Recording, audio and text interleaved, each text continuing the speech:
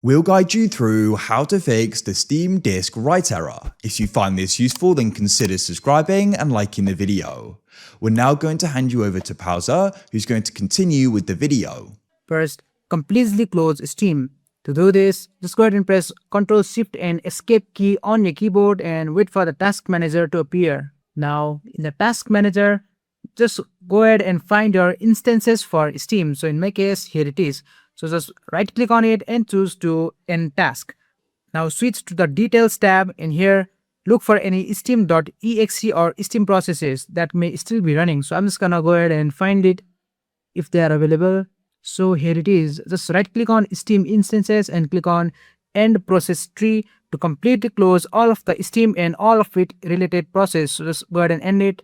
And then once that you have done that, you can close the Task Manager. Now just go to your Windows search bar and just go ahead and search for Steam and choose to run Steam as an administrator. Click on Yes if prompted. This can fix permission issues that may be preventing Steam from writing files to your drive. After that, just go ahead and wait for the Steam to open. And once that the Steam is open, go to the top left and click on Steam. And here, just go ahead and go to Settings. Now here, go to the downloads at the left hand side.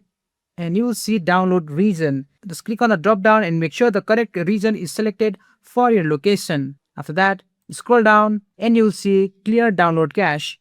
Just go ahead and click on clear download cache and confirm the prompt and allow Steam to restart. This can fix corrupted download files that can often cause a disk write error. After Steam reopens, try downloading or updating your game again. If you are still seeing the error, the final step is to reinstall Steam. Just press Windows and I key on your keyboard to open the settings and go to Apps, go to Installed Apps and search for Steam.